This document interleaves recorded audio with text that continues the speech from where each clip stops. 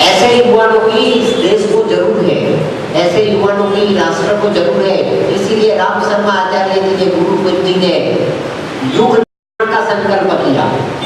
ये युग पलटेगा, कब पलटेगा? जब हम पलटेंगे तब। अगर हम बदल गए तो युग बदल जाएगा, हम बदल गए तो बदल जाएगा, बदल गए तो बदल जाएगी, हम बदल गए तो बदल जाएगा, हम बदलेंगे तो बदल जाएगा। ऐसा योग प्रकट किया और उसका सबसे पहले उद्घोषण श्री अरविंदो ने 15 अगस्त 1947 के दिन सरदार वल्लभ भाई पटेल को जो मैसेज भेजा हिंदुस्तान की पार्लियामेंट के लिए, वो आशीर्वाद के मैसेज में महर्षि अरविंदो ने लिखा है। और चक्रवर्ती राजगोपालाचारी को governor general, Indian governor, first Indian governor general of independent India, जब चक्रवर्ती राजगोपालाचारी ने वो स्थान ग्रहण किया और भारत का तिरंगा लहराया एक पार्लियामेंट के ऊपर आधी रात को 12:02 उसी समय सरदार पटेल ने महर्षि अरविंदो का मैसेज चक्रवर्ती राजगोपालाचारी को दिया। वो कमेंट, ये समय की घड़ी है, ये भाग्य की घड़ी है, ये नियति की घड़ी है। हम गुलामी से मुक्त होकर स्वतंत्र हुए, इतना ही नहीं है, हम परमात्मा की पसंदीदा राष्ट्र बनने की दिशा में जा रहे हैं। वो हमारा जन्मदिन है, वो हमारा बर्थडे। और महर्षि अरविंदो का लिखा हुआ है संदेश चक्रवर्ती राजगोपालाचारी ने अपनी जेब में रखा। चक्रवर्ती राजगोपालाचारी जब सब फॉर्मेलिटी समाप्त हुई, एक दूसरे को सिग्नेचर देकर एक दस्तावेज डॉक्यूमेंट का हस्तांतर हुआ, ये पॉलिटिकल फॉर्मेलिटी समाप्त हो गई, तब चक्रवर्ती राजगोपालाचारी चार्टर को डिक्लेयर करने के लिए पार्लियामेंट में अपने स्थान पर से खड़े। ये चित्र आपके सामने इसलिए पेश करता हूँ कि एक पूर्व भूमिका में अगर आप सावित्री को समझने का प्रयास करेंगे तो आपका जन्म ये स्वतंत्र भारत में इसलिए हुआ है। 25 साल के और 30 साल के जो युवा है, इन्होंने जो पहली सांस ली वो इंडिपेंडेंट इंडिया में ली है। हमने बलिदान नहीं देखा, हमने समर्पण नहीं देखा, हमने सत्याग्रह नहीं देखा, हमने दांडी कूच नहीं देखी, हमने शहीदी नहीं देखी। भगत सिंह ने क्या किया, घोष ने क्या किया, बारिंदर ने क्या किया, महर्षि अरविंदो ने क्या किया, नेहरू ने और सरदार ने क्या किया, वो हमने नहीं देखा। मोहम्मद अली जिन्ना ने क्या किया था, वो हमने नहीं देखा। हमने तो पढ़ा, दूसरों ने लिखा और हमने पढ़ लिया, और पढ़कर हमने बना दिया कि नहीं वो तो हिस्ट्री है। वो हिस्ट्री नहीं है। ये प्रजा का इतिहास तो ऋषि मुनियों ने लिखा था, ये प्रजा का इतिहास तो ऋषि मुनियों ने संपन्न किया था, ये प्रजा की राजनीति तो चाणक्य ने बनाई थी, ये प्रजा का संविधान सम्राट अशोक ने और कौटिल्य जैसे लोगों ने बनाया था, ये प्रजा का विज्ञान तो आर्यभट्ट ने लिखा था, ये प्रजा का संकल्प और संविधान लिखने वाले तो ये भारत के व्यास, वाल्मीकि, वशिष्ठ, कश्यप, गौतम, पाराशर और भारद्वाज थे। हमें भूलना नहीं चाहिए, ये संस्कृति ऋषियों की संपत्ति है, ये संस्कृति मवालियों का बनाया हुआ देश नहीं है। ये बात ये यंग जनरेशन को समझ में आनी चाहिए। और इसीलिए स्वामी विवेकानंद ने कहा, सिखा उनके धर्म परिषद में, उत्तिष्ठ जागृत प्राप्य वराट निबोधन, awake arise and stop not till the goal is reach. कौन सा गोल है? वो श्री अरविंदो ने मैसेज में लिखा है। जो मैसेज चक्रवर्ती राजगोपालाचारी को सरदार वल्लभ भाई पटेल ने दिया, वो तो समय नजदीक का समय है, आज का समय है, इस युग का समय है। और उन्होंने जब एक लेटर अपनी जेब में से निकाला,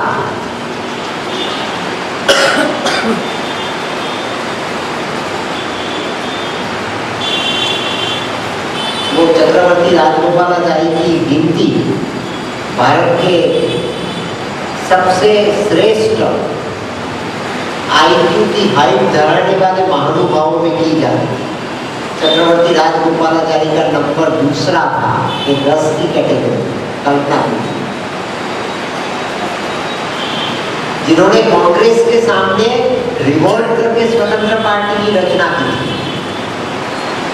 स्वतंत्रता भूल गए हम, हम इक्वालिटी को स्वतंत्रता मानने लगे, हम लिबर्टी को स्वतंत्रता मानने लगे। फ्रेटर्निटी हमारी स्वतंत्रता का सबसे पहला वैल्यू है। पूरी विश्व की मानव जात हमारे बंधु है, पूरी मानव जात एक परिवार है। ऐसी जो पारिवारिक टाई थी वो हम भूल गए।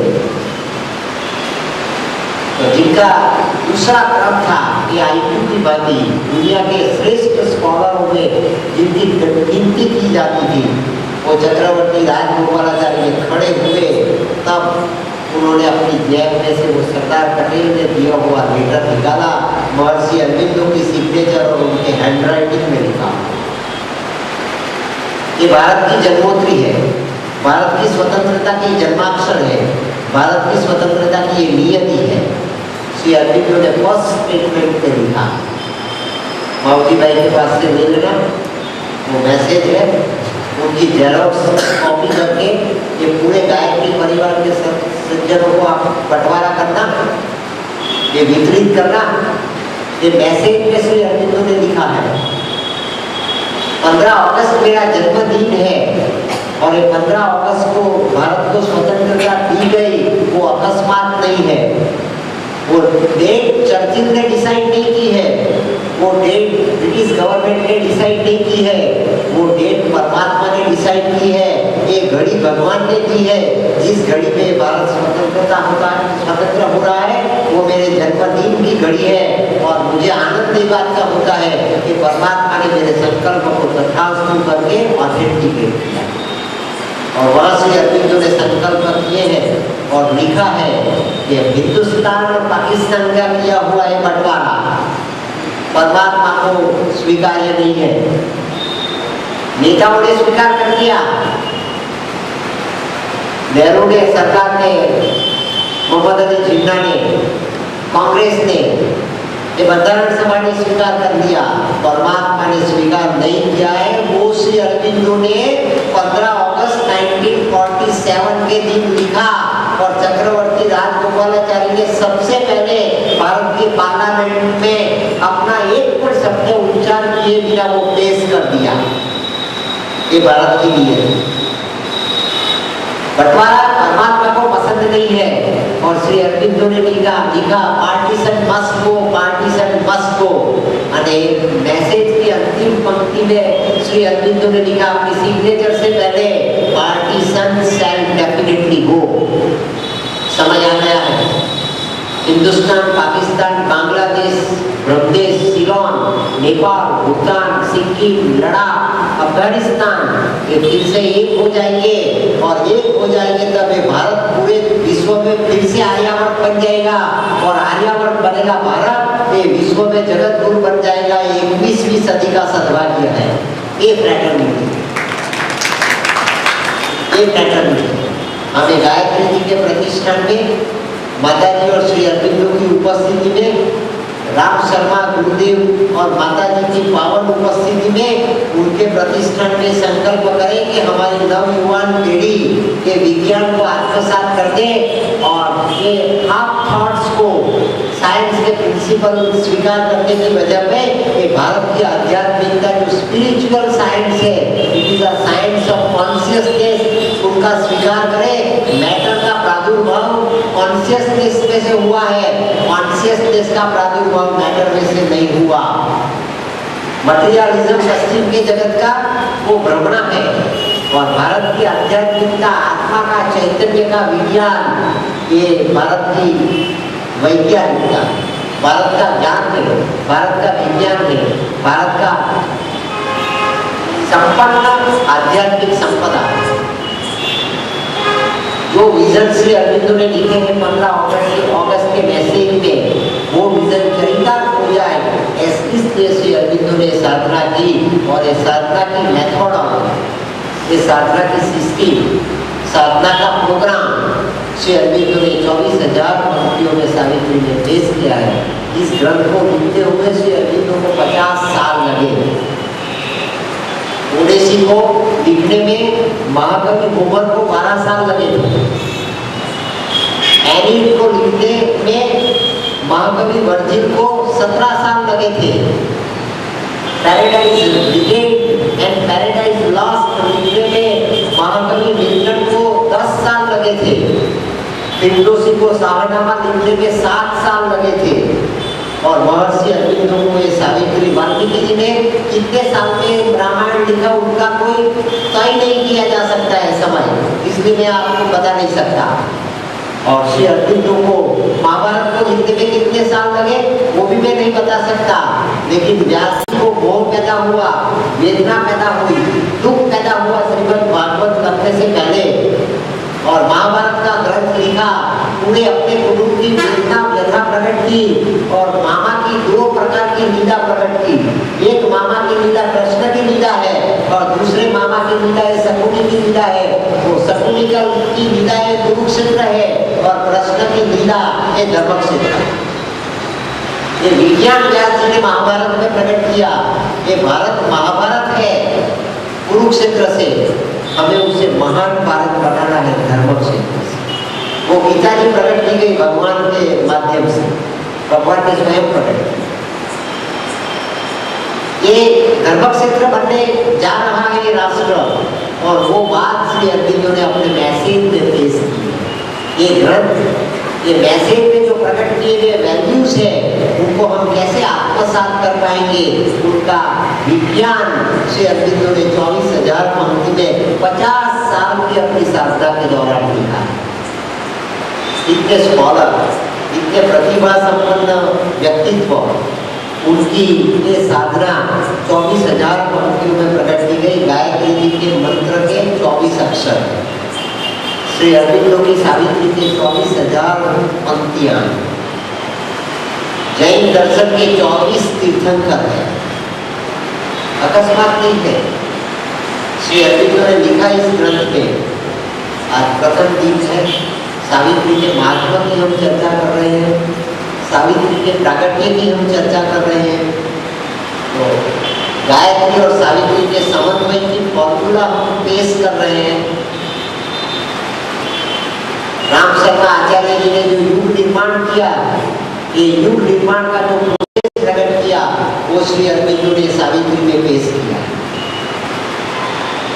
जब करते हैं, तप करते हैं, आराधना करते हैं, अनुष्ठान करते हैं, वाइब्रेशन पैदा होते हैं।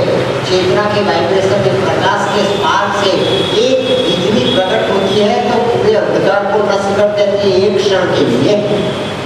अगर ये ज्योति शाश्वत स्वरूप में प्रकट हो गई तो जगत में अंधकार समाप्त हो जाता है, अंधकार रहता ही नहीं है। हमें प्रकाश का को प्रकट करने की जरूरत है, अंधकार का सफाया करने की आवश्यकता नहीं है। श्री अरविंदो ने लिखा है सावित्री के ग्रंथ में, sin itself is a divinity, पाप की डिविनिटी। वाल्मीकि जी के रामायण में, कंपक रामायण में पेश किया गया। भगवान रामचंद्र जी का विजय हो गया।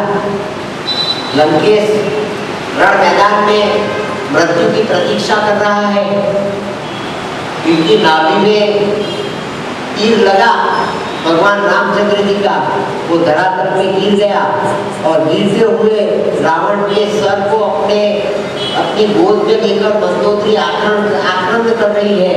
मंदोदरी की सती है। भारत के संविधान में, विधान के संविधान में कुंती को सती बताया गया, गांधारी को सती बताया गया, पंचोया को सती बताया गया, दमयंती को सती बताया गया, द्रौपदी को सती बताया गया, और इस संविधान में रावण की मंदोदरी को भी सती बताया गया। ये देश में पाप अस्तित्व में है ही नहीं, जो है वो पुण्य ही है। मन उसे शैतानियत में रूपांतरित करता है, पाप में रूपांतरित करता है। अगर हम मन से इस सृष्टि का दर्शन करेंगे तो हमें कुरुक्षेत्र दिखाई देगा।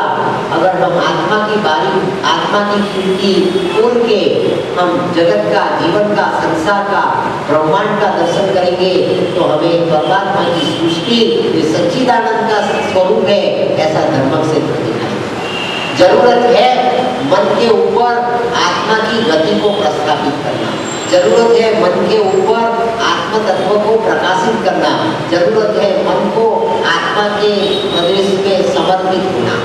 अगर हमारा मन अपनी ही आत्मा को समर्पित हो गया, ये साधना हमारी इस जन्म में सिद्ध हो गई, तो हम अगले साल को, अगले युग को आत्मसात ही नहीं कर पाएंगे, एग्जीक्यूट कर पाएंगे, हम उसे संपन्न कर पाएंगे।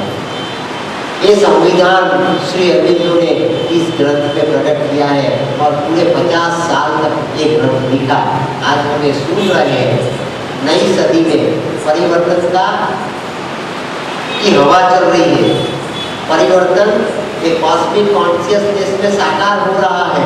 इस रूप से होगा, मैं ज्योतिषी नहीं तो मैं आपको बताऊं, लेकिन महर्षि अरविंदो के प्रमाण से मैं आपके सामने बात पेश करने जा रहा हूँ। श्री अरविंदो ने सावित्री में लिखा, world is not built up by the random bricks of chance, there is a meaning in each curve and line of life.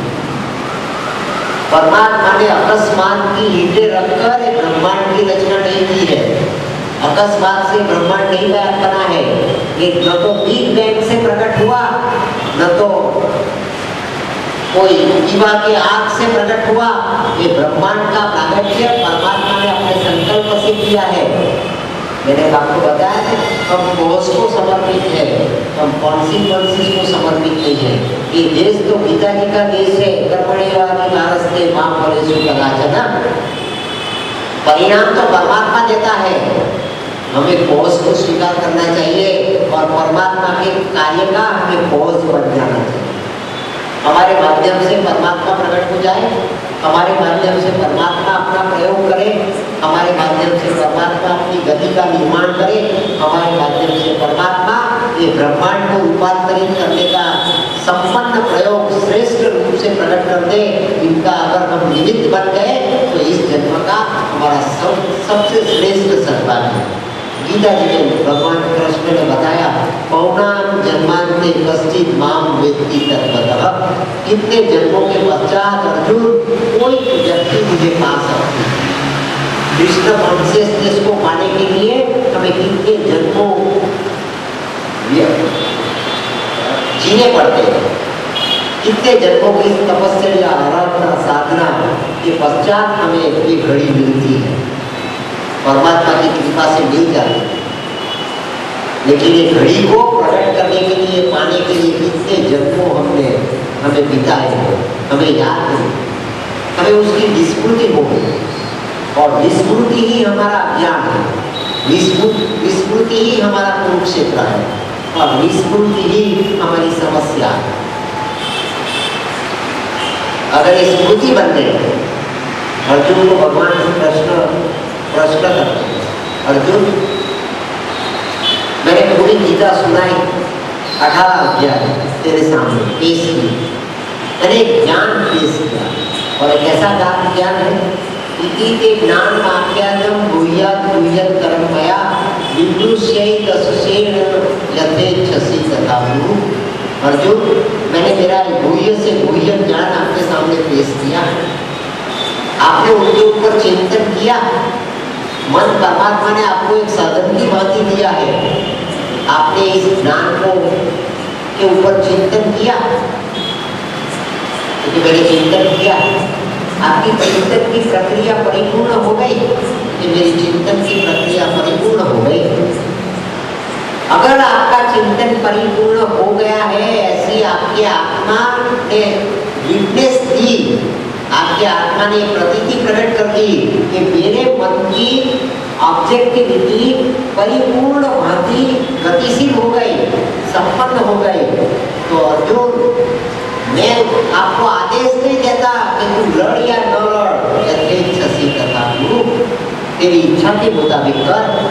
और अर्जुन समर्पित था, शिष्यस्तु हम साधिमाम त्वाम प्रपन्नो, ये समर्पित साधक था, समर्पित सेवक था, समर्पित सखा था, समर्पित रिलेटिव था, लेकिन उनकी आत्मा समर्पित थी। ये समर्पित अर्जुन की आत्मा ने कुरुक्षेत्र में क्या जवाब दिया, यथेच्छसि तथा कुरु, वो भगवान ने लिबर्टी दी, वो लिबर्टी, वो स्वतंत्रता। अर्जुन ने कौन सा जवाब दिया, तो अर्जुन ने जवाब दिया, करिष्ये वचनं तव, तूने जो बताया है वही मैं करूँगा। कृष्ण ने क्या बताया? इति से ज्ञानम आख्यातम गुह्यात गुह्यतरम मया। तो कौन सा गुह्यत ज्ञान अर्जुन के सामने पेश किया? वो कर्मयोग नहीं है, भक्ति योग नहीं है, सिर्फ ज्ञान योग नहीं है, वो सिर्फ अनासक्त योग नहीं है। महर्षि अरविंदो ने बताया कि वो विश्व में जितने भी योग प्रकट हो गए, किसी भी पीर पैगंबर, मौलवी महाराज, संत साधु ऋषि मुनि ज्ञानी महर्षि तपस्वी परमात्मा के पसंद किए गए जटायु और सबरी जैसे भक्त प्राणी में भी प्रकट हुआ, पशु में भी प्रकट हुआ, आदिवासी में भी प्रकट हुआ, ब्राह्मण में भी प्रकट हुआ, नरसिंह मेहता जैसे ज्ञानी भक्त ने, नागर ब्राह्मण ने जो कीर्तन किया वो कीर्तन में भी संपन्न हुआ। नाम शर्मा आचार्य जी ने जो अनुष्ठान किए वो अनुष्ठान में भी प्रकट हुआ। वाल्मीकि जी ने जो हजारों साल की तपस्या की वो तप में भी प्रकट हुआ। ये सबका सिंथेसिस किया महर्षि अरविंदो ने अपनी तपस्या के दौरान, और अपने योग को सिंथेसिस बताया। ये पूर्ण योग है, परिपूर्ण योग है, योग ऑफ परफेक्शन नहीं है, योग ऑफ सिंथेसिस है, इंटीग्रल योग है। ये सबके सत्यों को महर्षि अरविंदो ने इंटीग्रेट किया, और इंटीग्रेट करके जो विधान प्रकट किया वो विधान सावित्री, ये विधान सावित्री वहां लिखा a prayer, a master act, a king idea can bring the strength of the soul to the force of the transcendent. Magic leverage is suddenly caught and miracle becomes the common rule. तुझे योग नहीं आता, तुझे साधना नहीं आती, तुझे विज्ञान नहीं आता, तुझे वेदांत नहीं आता, तुझे मिस्टिसिज्म नहीं आता, तुझे फॉर्मूला नहीं आती, तुझे रिलेटिविटी नहीं आती, तुझे मैटर का एनालिसिस करने को नहीं आता, तुझे कॉन्शियसनेस को समझने की तेरी अवस्था नहीं है, लेकिन तुझे प्रार्थना करने को आता है। क्योंकि भिक्षा का श्रेष्ठ स्वरूप वो प्रार्थना। भिक्षा मांगने की हमारी आदत है जन्मजात। माँ परोसती है तो बेटा बैठा हुआ माँ से मांगता है कि तूने ये अच्छी वानगी बनाई है वो मुझे ज्यादा दीजिए, वहां से भिक्षा का प्रारंभ होता है। पड़ोसी के पास भिक्षा मांगना, पड़ोसी के पास उधार लेना वो भी भिक्षा है। और लाचारी से स्ट्रीट पे जाकर ये भिक्षुक भिक्षा मांगता है वो उनका दुर्भाग्य है, उनकी लाचारी है, लेकिन वो हमें बादशाह में मिली। हम अपेक्षा करते हैं कि हमें ये मिल जाए, हमें ये मिल जाए, हमें ये मिल जाए, हमें ये मिल जाए। तू सम्राट है, तू स्वामी है, तू विराट का स्वरूप है, तू अपने आप का अमरत्व का पुजारी है, इसलिए तू भिक्षा मांगने के लिए घर घर घूमता है, भटकता है। हम हर गुरु के पास जाते हैं, हम हर साधु के पास जाते हैं, हम हर संत के पास जाते हैं। जो संत बनकर अपने आप को प्रोजेक्ट करता है उनके चरणों में हम झुक जाते हैं। किस लिए झुक जाते हैं? ठीक है, भिक्षा पाने, ये दे दे, ये दे दे, ये दे दे, ये दे दे, ये दे दे। कोई किसी को कुछ नहीं दे सकता। तिलक करने से, एक चावड़ा करने से और एक माला पहना देने से हमें वो गुरु कुछ नहीं दे पाता है। प्रयत्न हमें ही करना पड़ता है, प्रयास हमें ही करना पड़ता है, कर्मयोग हमें ही जीना पड़ता है। बिना प्रयास हमें कुछ नहीं मिलने वाला। अगर हमारा प्रयास प्रार्थना बन गई, ये विज्ञान है अगले युग का, हमारा प्रयास प्रार्थना बन जाए तो प्रेयर क्या बन जाती है? में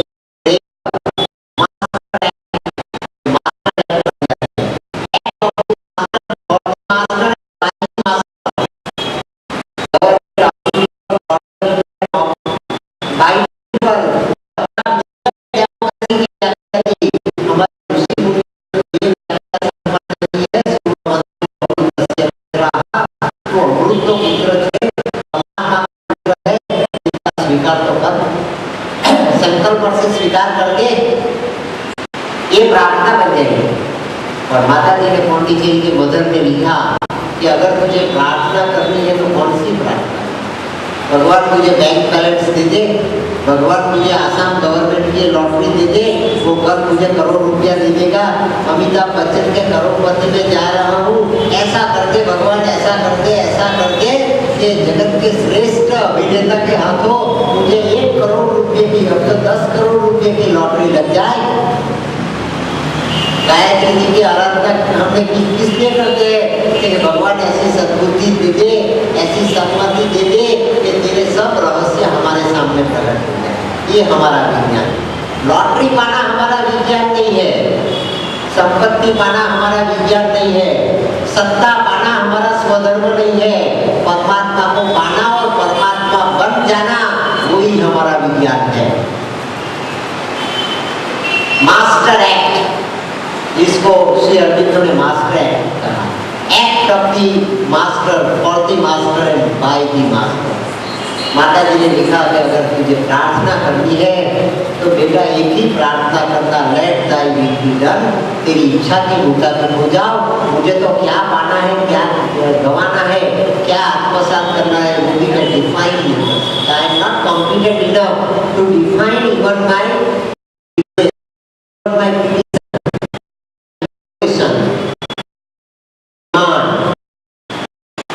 I can't do it. It's not my comprehension, nor my competence to present myself before the Lord in order to gain something from Him. We are so incompetent. अगर ईगो आ गया, मैं आ हूँ, मैं ये हूँ, मैं ये हूँ, I am this, I am that, I am this, I am that, तो हम मानव से शैतान बन जाएंगे। ईगो आ गया, इसलिए रावण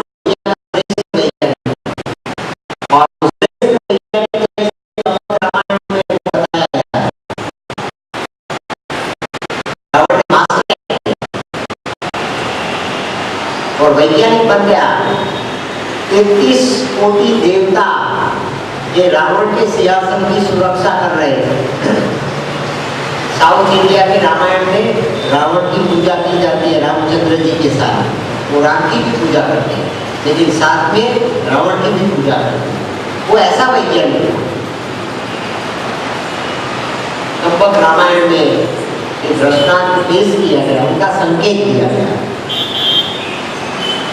भगवान रामचंद्र जी ने सेतुबंध बनाया और सेतुबंध बन गया। उससे पहले जो पत्थर रामचंद्र जी डालते थे समंदर में वो डूब जाते थे। जांबुवान ने हनुमान जी को पूछा कि तू तो राम का श्रेष्ठ भक्त है, बता तो सही कि पत्थर क्यों डूब जाते हैं। हनुमान जी ने कहा जांबुवान को। जांबुवान रामचंद्र जी की सेना का सेनापति।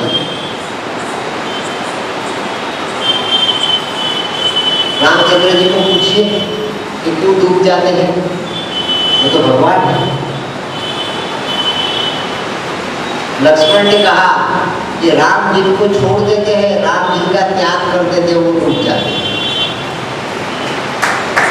राम जिनका स्वीकार कर लेंगे वो तब जाते हैं। ठीक है, वो कैसे होगा? ठीक है, हनुमान जी को कहा कि आर्यावर्त में ये जाम्बू द्वीप कहा जाता था, कि पूरे जाम्बू द्वीप में आप घूम कर आइए। अब तो पवन पुत्र है, आप ऐसी उड़ान भरिए कि पूरे जाम्बू द्वीप के ऊपर से आप घूमो और ऐसे श्रेष्ठ याज्ञनिक को, ऐसे श्रेष्ठ यज्ञवेत्ता को, ऐसे श्रेष्ठ पुरोहित को, ऐसे श्रेष्ठ आचार्य को आप पसंद करके यहाँ पर ले आइए जो ये वेद में रामेश्वर की स्थापना करते हैं। भगवान रामचंद्र जी ने भी शिव की आराधना की है और भगवान कृष्ण ने भी शिव की आराधना की है, और शिव तत्व जिसे श्री अरविंदो ने सुपर कॉन्शियस कहा। शिव का जन्म नहीं होता है। शिव की जन्म जयंती आपको याद है, कहीं पर आपने पढ़ी? भगवान शिव का जन्म हुआ। भगवान शिव की मृत्यु नहीं होती है। शिव का जन्म नहीं है और शिव की मृत्यु नहीं है। ये शिव से पूरी सृष्टि संपन्न होती है और वो अर्धनारी नटेश्वर, आधा शरीर शिव का और आधा शरीर पार्वती का, और वो मृत्युंजय का मंत्र देता है। जिन्होंने मृत्यु को आत्मसात की है, जिन्होंने मृत्यु को के ऊपर अपनी विजय पाई है, जो ही उनका स्वभाव है, वो शिव तत्व है।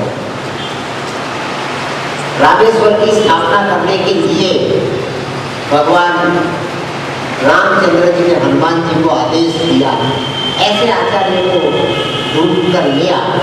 रामचंद्र जी पूरे जाम्बू द्वीप पे घूमे, कन्याकुमारी से हिमालय तक, अफगानिस्तान से लेकर इंडोनेशिया तक,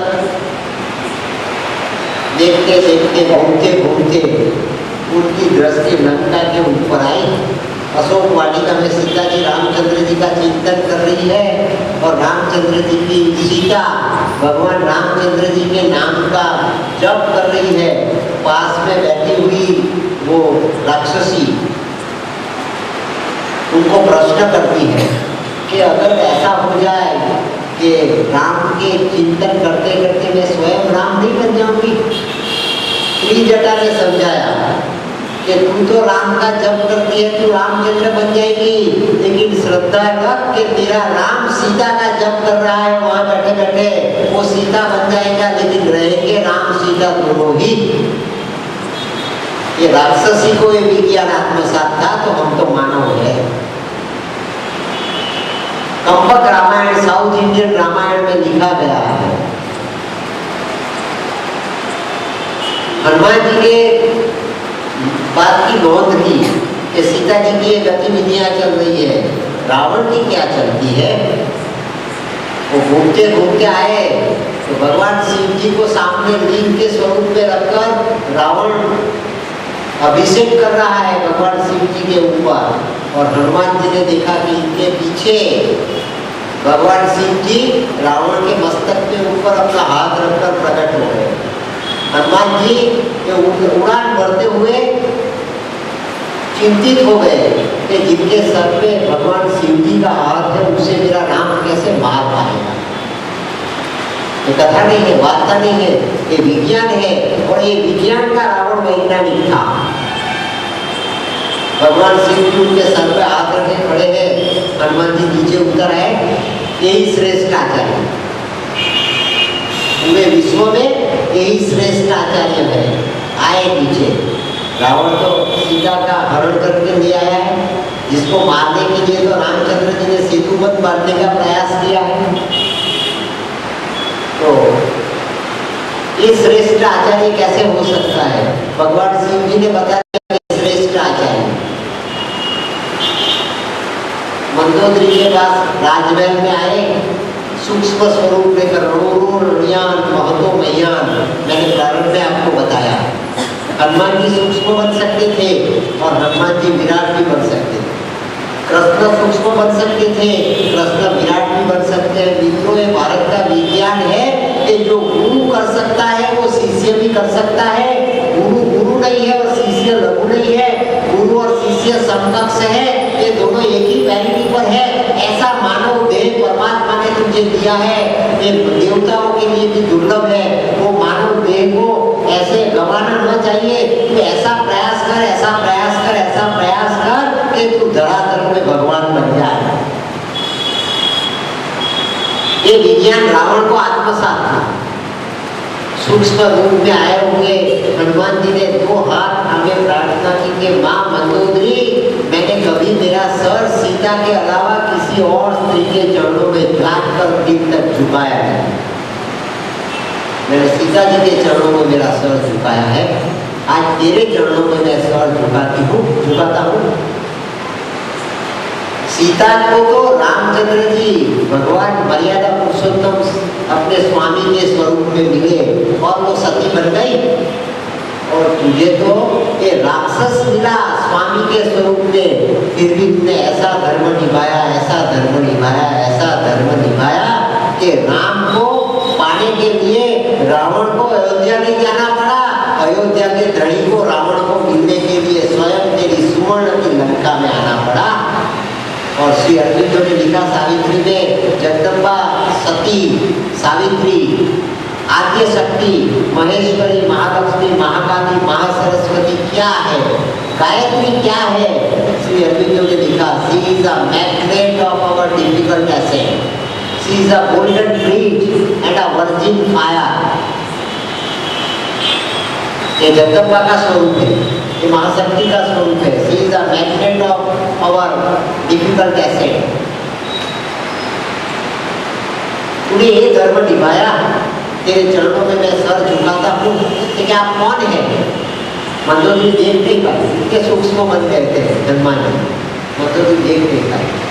मंदोदरी ने कहा कि जो है वो आप देव है, दानव है, गंधर्व है, किन्नर है, मानव है, अरे मेरे मित्र है या मेरे पति के दुश्मन है, जो भी है वो आप प्रकट हो जाइए। ये फ्रैटर्निटी थी ये देश में, ये राष्ट्र में ये फ्रैटर्निटी। मंदोदरी सती होने के बावजूद हनुमान को आदेश देती है, जो है वो तू प्रकट हो जा, मेरी निश्रा में तू सुरक्षित है, दुश्मन भी क्यों नहीं है। और हनुमान जी प्रकट हुए। ओह, आप दूसरी दफा लंका को जलाने के लिए आए? एक दफा तो जलाकर गए थे, आप दूसरी दफा आए? लेकिन नहीं, मैं लंका को जलाने नहीं आया, माँ मैं प्रार्थना करने के लिए आया हूँ। मेरे भगवान का आमंत्रण आपके पति को देने के लिए आया हूँ। मेरा भगवान प्रार्थना करता है कि तेरे पति रावण को तू भगवान रामचंद्र जी के आचार्य के पद पर भेज, और वो ऐसा मुहूर्त निकाले, ऐसा मुहूर्त निकाले, ऐसा मुहूर्त निकाले कि जैसे मेरे भगवान रामचंद्र जी का ये लंका के युद्ध में विजय हो जाए। ऐसा विज्ञान, ऐसा ज्ञान, ऐसी भावना जगत के किसी भी संपन्न ग्रंथ में प्रकट नहीं की गई है। इसीलिए रामायण जगत का श्रेष्ठ आदर्श है। आज भी रामायण विश्व में प्रचलित है कि इसमें इतने आदर्श का ग्रंथ है। पति हो तो राम जैसा होना चाहिए, पति हो तो लक्ष्मण जैसा होना चाहिए, भाई हो तो भरत जैसा होना चाहिए, माता हो तो कौशल्या जैसी होनी चाहिए, कैकेयी जैसी होनी चाहिए, दासी हो तो मंथरा जैसी होनी चाहिए, सेवक हो तो हनुमान जैसा होना चाहिए, और राज्य हो तो राम राज्य जैसा होना चाहिए, अगर दुश्मन हो तो रावण जैसा होना चाहिए। ऐसी बात रामायण ने जगत में सबसे पहले 1500 साल से पहले पेश की। वार्ता नहीं, कथा नहीं है, ये सावित्री की पीठिका जिसके ऊपर ये अतिमनस का शिखर प्रकट किया गया।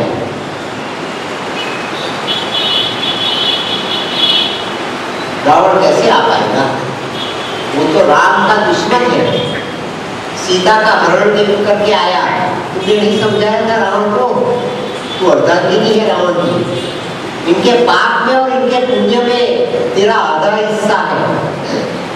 अर्धांगिना वो है, पति के पुण्य में और पति के पाप में पत्नी का आधा हिस्सा है, पत्नी के पाप और पुण्य में पति का आधा हिस्सा नहीं है। इसीलिए भारत में ऋषि मुनियों ने लिखा, यत्र नार्यस्तु पूज्यन्ते रमन्ते तत्र देवताः। જ્યાં સ્ત્રીની પૂજા થાય છે ત્યાં દેવતાઓનો વાસ છે, જ્યાં સતીની પૂજા થાય છે ત્યાં પરમાત્મા વાણોતર તરીકે પ્રગટ થાય છે। કુંવરબાઈની પૂજા, કુંવરબાઈની આરાધના નરસિંહ મહેતાને ત્યાં સાંભળ્યો વાણોતર બનીને આવ્યો। આ ગુજરાતનું વિજ્ઞાન છે, ગુજરાતની ઘટના છે, એ સતીત્વ છે। કુંવરબાઈએ પ્રાર્થના કરી નરસિંહ મહેતાને કે મારી માં જો આજે જીવતી હોત તો મારો આ દિવસ નહીં આવે, મારી માં જો સલામત હોત તો મને આ દિવસ પ્રાપ્ત ન થાત। એ પ્રાર્થના કરી કુંવરબાઈએ, પણ સતીત્વથી પ્રાર્થના કરી, પિતાજી તમે મને જેને ઘેર પરણાવી એ ઘરની સાસુ મારી બીજી માં એ આ પ્રકારની છે, મારી વડસાસુ આ પ્રકારની છે, મારા સસરા આ પ્રકારના છે, જેની સામે તમે જેને મને પરણાવી એ મારો સ્વામી લાચાર છે। પિતાજી મારી માં જો આજે હોત તો મને આવું દુર્ભાગ્ય પ્રાપ્ત ન થાત। આ એવું સતીત્વ છે। અને તે પ્રકટ થયું જ્યારે નરસિંહ મહેતાના ખોળામાં કુંવરબાઈએ માથું મૂક્યું, અને નરસિંહ મહેતાએ કુંવરબાઈને માથે હાથ મૂકીને કીધું, બેટા સાંભળ્યું બધું જ કરી દેશે, આ શ્રદ્ધા છે। આ નરસિંહ મહેતાની ભક્તિ અને કુંવરબાઈના સતીત્વનો સમન્વય છે મિત્રો। જેના ઘરમાં એક વૈષ્ણવજન પેદા થાય એની 71 પેઢી કરી જાય એમ નરસિંહ મહેતાએ લખ્યું। અને તે આરાધના એણે કરી, અને આરાધના કરીને કુંવરબાઈને માથે હાથ મૂક્યો, બેટા લાવ, તારી સાસુએ જે લખાયું તે પણ લાવ, અને તારી વડસાસુએ જે લખાયું તે પણ લાવ, બધું જ હું લઈને આવીશ। મુહૂર્તના દિવસે, શ્રીમંતના મુહૂર્તના દિવસે આ બધું લઈને હું આવીશ, બેટા ભગવાન બધું કરશે। નરસિંહ મહેતાની 52 વખત મળ્યા ભગવાન કૃષ્ણ આ ગુજરાતની ધરતી પર.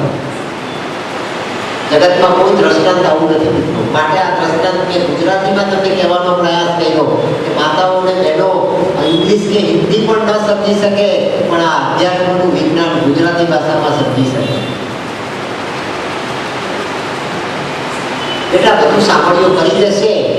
અને સાંભળ્યાએ કહ્યું, દામોદર શેઠ બનીને આવ્યો 14 ભુવનનો ધણી, અને લાકડાની વેલ તૂટેલી વેલ ભરીને નરસિંહ મહેતા કુંવરબાઈનું મામેરું કરવા માટે ભજન મંડળીની સાથે નીકળ્યા. કીર્તનની તાકાત છે આ. ભજન માત્ર નથી, કીર્તન છે.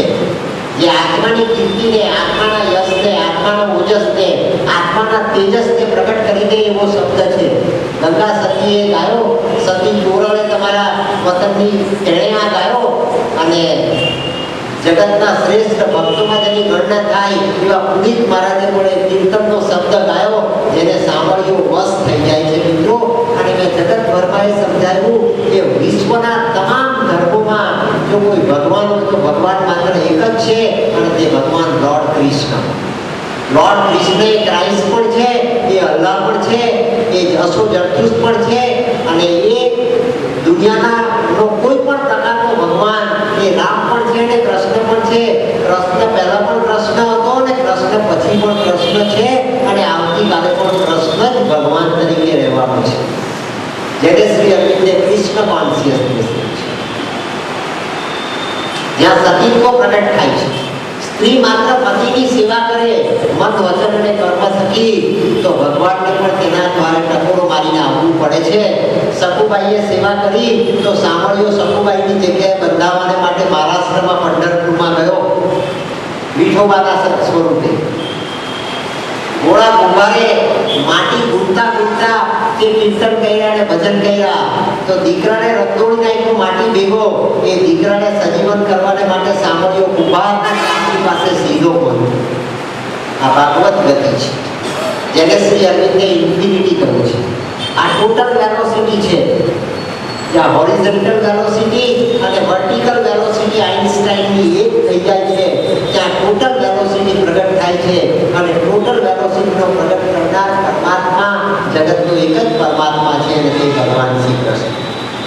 એની શક્તિ જગતમાં એક જ શક્તિ છે, અને તે પરમેશ્વરી ભવાની ભગવતી. એ જ ગાયત્રી છે, એ જ સાવિત્રી છે, એ જ જગદંબા છે. આપણે ગમે તે નામે ઉદ્બોધન કરીએ, શક્તિ માત્ર એક છે. सती के प्रकट कर सके, स्त्री के प्रकट कर सके। मंदोदरी ने कहा हनुमान जी कि हनुमान तू प्रार्थना करने के लिए आया है या लंका को जलाने के लिए आया? मैं प्रार्थना करने के लिए आया।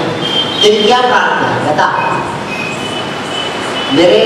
तेरे रावण को, तेरे पति को भगवान रामचंद्र जी के आचार्य के स्थान में भेज, श्रेष्ठ मूर्त निकाल कर वो आए, वो ही निकाल सकता है। जैसे मेरे भगवान का धरातल पे विजय हो जाए, भगवान के विजय की नियति बनाने वाला जो आचार्य है, वो आचार्य बनने की क्षमता तेरे रावण में है। तुझे तो पिछानी ही होगी, लेकिन तेरे राम ने पिछानी है और ये आमंत्रण भेजा है कि भेज। मंदोदरी चिंतित हो गए, कैसे पहुंचो? मंदोदरी ने बता दिया साधु साधुता को पहचान सकता है, सतीत्व सत को पहचान सकती है, सज्जन सज्जन को पहचान सकता है, शैतान शैतान की टोली में ही जाता है, और जो व्यसनी है वो व्यसनी की गैंग में ही जाता है, चोर चोर को ढूंढ निकालता है, और सज्जन सज्जन के पास ही जाता है, भक्त भक्त के पास ही जाता है, जिसे सत्संग बताया गया है भारत के दर्शन में। आप टीवी के सामने बैठने की वजह से यहाँ क्यों आ गए, मंदिर में क्यों आ गए, सत्संग में क्यों आ गए? ये आपकी आत्मा की प्रार्थना है, और वो मास्टर एक्ट है। पत्रिका पढ़ी आपने, मंदिर में आकर आपने बोर्ड पे लिखा हुई बात आपने पढ़ ली, और आपके मन में आइडिया आया कि कल से मैं जरूर आऊंगी और आऊंगा। वो किंग आइडिया आपकी जीवन की जो गति बदल देने वाला प्रभावक द्रावण है, प्रभावक फोर्स है, प्रभावक शक्ति है, वो गति बन सकती है, वो वो king idea, prayer master act king idea can give the strength of the soul to the force of the transcendent. ये मानव के पामर व्यक्तित्व को अपने हाथों में लेकर ऊपर उठाता है, वो योग क्षेमम वहाम्यम है, और वो ऊपर उठाता है उच्चारण देकर, तो मानव परमात्मा बन जाता है। और miracle becomes the common rule, चमत्कार स्वाभाविक बन जाते हैं, जैसे नरसिंह मेहता के जीवन में बने। वो चमत्कार नहीं है, वो परमात्मा की प्रकृति परमात्मा भक्त को वरदान की मांगी देता है। तो मानवीय प्रकृति ये परमात्मा की प्रकृति बन जाती है, omnipresent, omniscient, omnipotent, सर्वज्ञ, सर्वव्यापक, सर्वशक्तिमान। आप विचार करें और वो घटना बन जाए, आप संकल्प करें वो आपको सामने से आकर मिल जाए, आप परमात्मा का अनुष्ठान करें स्वयं भगवान भोजन के लिए हाजिर हो जाए। वो रामकृष्ण का अनुभव है, रामकृष्ण ठाकुर का अनुभव है। प्रसाद की थाली महाकवि के सामने धरकर रामकृष्ण कहते थे कि आज देरी हो गई, ये प्रसाद गिरे, और रामकृष्ण स्वयं वो प्रसाद आरोपने लगते हैं, लेकिन भोजन तो भवानी को मिलता है। ये ऐसा देश है, ऐसा विज्ञान है, वहाँ objective relativity and subjective relativity दोनों टोटालिटी में एक हो जाते। ये विज्ञान के ऊपर का दर्शन ऐसा नहीं। मंदोदरी ने एक्सेप्ट कर दिया कि जरूर मेरा रावण आएगा। रावण भी ऐसा पति था मित्रों, दुश्मन हो तो रावण जैसा हो, जब कम्बक रामायण बताते।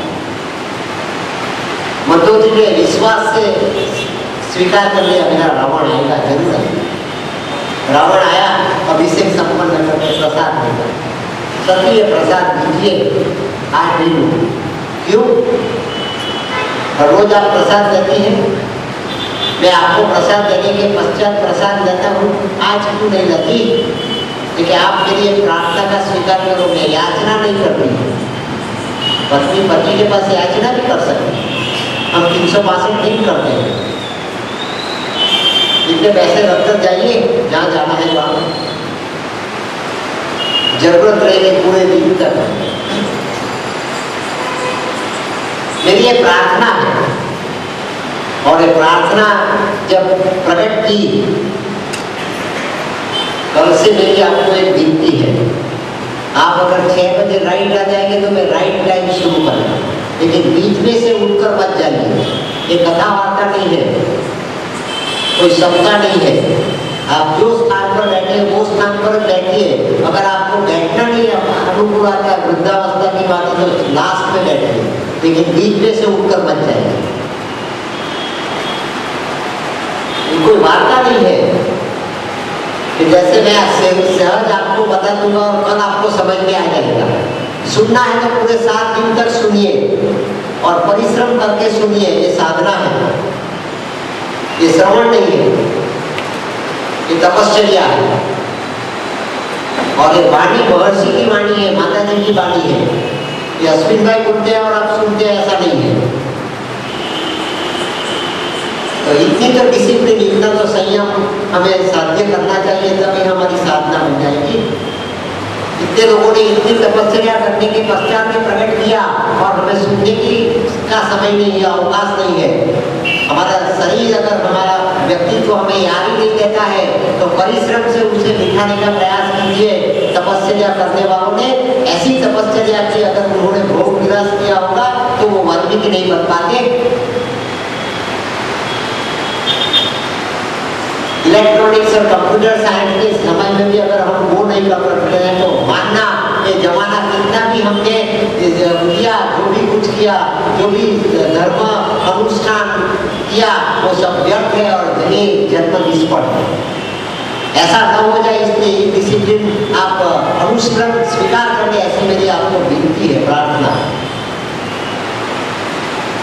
कल से वो डिसिप्लिन बनाकर बैठिए, आपको ये अनुभूति हो जाएगी कि माता जी स्वयं आपके समक्ष प्रकट है।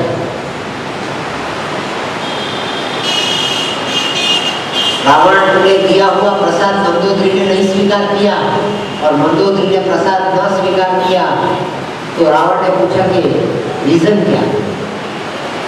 कि भगवान रामचंद्र जी सामने वाले समंदर के किनारे पर बैठे हैं, उनको उनको भगवान रामेश्वर की प्रतिष्ठा करनी है और उन्होंने आमंत्रण भेजा है कि भगवान रामचंद्र जी के आचार्य के पद पर आप जाइए और ये अनुष्ठान संपन्न करवाइए। मेरी आपको ये प्रार्थना है, आप अगर प्रार्थना मेरी स्वीकार करेंगे तो मैं आपका प्रसाद स्वीकार करूंगी। वो सती को एक ऑब्जेक्ट के भांति प्रसाद है और सब्जेक्ट की भांति प्रार्थना है, वहाँ सती को पैदा होता है। मंदोदरी के सती ने प्रार्थना की, जिनके सामने दशानन रावण झुक गया और झुक गया रावण। उन्होंने कहा कि जरूर मैं ऊँट निकाल कर जाऊंगा। रावण पहुंचा वहां पर और रावण ने रामेश्वर का की प्रतिष्ठा संपन्न करवाई, कर्मकांड सिद्ध करवाया और कर्मकांड संपूर्ण करके रावण अपने स्थान पर से उठ गया। रामचंद्र जी ने रावण के पांव पकड़ लिए। ये देश ऐसा है जहाँ 14 भुवन का स्वामी भगवान स्वयं अपने शिष्य और दुश्मन के पांव पकड़ लेता है। वो फ्रेटर्निटी है, ये फ्रेटर्निटी है। दुश्मन दुश्मन नहीं है, दुश्मन आत्मा है और जो आत्मा है वही परमात्मा है। और आत्मा को परमात्मा की भांति स्वीकार करके अगर हम दुश्मन को स्वीकार करें, वहाँ दुश्मनावट समाप्त होती है। वैर से वैर समाप्त नहीं होता, संघर्ष से वैर समाप्त नहीं होता, संघर्ष से दुश्मनावट समाप्त नहीं होती, आत्मा की आत्मीयता से दुश्मनावट समाप्त होती है। ऐसा विज्ञान हमारे देश में 75 साल पहले था। ये विज्ञान रावण उठ गया, रामचंद्र जी ने उनके पांव थामे। भगवान आप उठ नहीं सकते। क्यों भगवान रावण को भगवान कहता है? देखिए आप उठ नहीं सकते। क्यों? मुझे आपको दक्षिणा देनी है। मेरी दक्षिणा अगर आप स्वीकार करेंगे तब मेरा ये यज्ञ संपन्न होगा, ये कर्मकांड संपन्न होगा, ये कार्य संपन्न होगा। बड़ी विनती की है भगवान रामचंद्र जी ने रावण को। रावण बैठ गया उनसे। भगवान ने जो कुछ दक्षिणा देना था वो सब कुछ दे दिया, उसे जो कुछ प्रदान करना था वो कर दिया। अब आप उठ गए, आप उठ सकते हैं। भगवान मेरा काम संपन्न किया, मैं आपका आभारी हूँ। शुरू करके भगवान रामचंद्र जी ने रावण के चरण स्पर्श किए, उनके चरणों में अपना सर झुकाया। रावण खड़ा हुआ और गादी से नीचे उतरने का प्रयास किया उन्होंने। उनकी आत्मा ने ना बोला। फिर से उन्होंने अपनी गादी के ऊपर अपना पांव रखा और कहा कि तेरी क्या इच्छा? मुझे भगवान मेरी कुछ इच्छा है, मेरी कोई इच्छा नहीं। मेरी इच्छा तो ये संपन्न करना था, प्रतिष्ठा भगवान रामेश्वर वो कर दी। मेरा एक प्रश्न है, लेकिन जब आपने पूछा तो मैं बताता हूँ। भगवान रामचंद्र जी ने कहा आपने मेरी दक्षिणा क्यों स्वीकार नहीं की? आप मेरी दक्षिणा क्यों इनकार कर रहे थे? रावण ने वहां कम्बक रामायण में एक्सप्लेन किया है कि मैं तेरी दक्षिणा स्वीकार करने के लिए तैयार इसलिए नहीं था कि मुझे तुझे आशीर्वाद नहीं देने थे। गुरु जब दक्षिणा का स्वीकार करता है तो उसे प्रसन्नता से आशीर्वाद देना ही पड़ता है। अगर भगवान ने तेरी भक्ति का स्वीकार किया तो वरदान देना है भगवान का उत्तरदायित्व बन जाता है। ये भारत की धरती का विज्ञान है कि आपके मन में जो आए वो आशीर्वाद आप दे सकते हैं। मैंने आपके पास कोई आशीर्वाद की याचना नहीं की भगवान, मैंने तो मेरी दक्षिणा आपके चरणों में समर्पित की।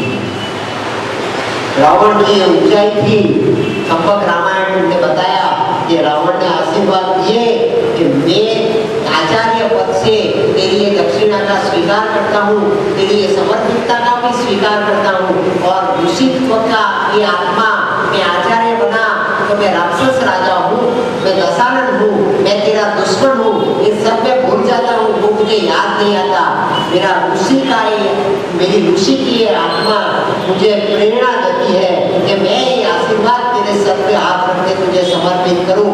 और रावण ने रामचंद्र जी के सर पे हाथ रखा और हाथ रखकर बताया कि तेरे दुश्मन का पराजय हो। ऐसा विज्ञान आज दिन तक जगत में प्रकट नहीं हुआ। ये दुश्मन का आदर्श है, तेरे दुश्मन का पराजय हो। तूने यज्ञ कार्य संपन्न किया तो मुझे पराजित करने का वरदान प्राप्त हो गया। ऐसा वरदान रावण ने स्वीकारा और वो वरदान सभ्य संपन्न कैसे हो जाए, वो फ्रेटर्निटी हमें कैसे मिल जाए, वो जीवन की गति total velocity is equal to infinity हमें कैसे संपन्न हो जाए और हमारा संसार कैसे स्वर्ग बन जाए, इतना विज्ञान श्री अरविंदो ने प्रकट किया है। अगली बात हम कल करेंगे। आप ये डिसिप्लिन याद रखना और कल ये डिसिप्लिन के साथ मन बनाकर आने का प्रयास करना और जो स्थान पर आज बैठे वही स्थान के 7 दिन तक बैठते रहना कि आपका ये यज्ञ ये गायत्री जी के पवित्र प्रतिष्ठान में गायत्री और सावित्री दोनों एक ही है, उनकी कृपा से संपन्न हो जाएगा। तो भी इनका मेडिटेशन ध्यान करके इस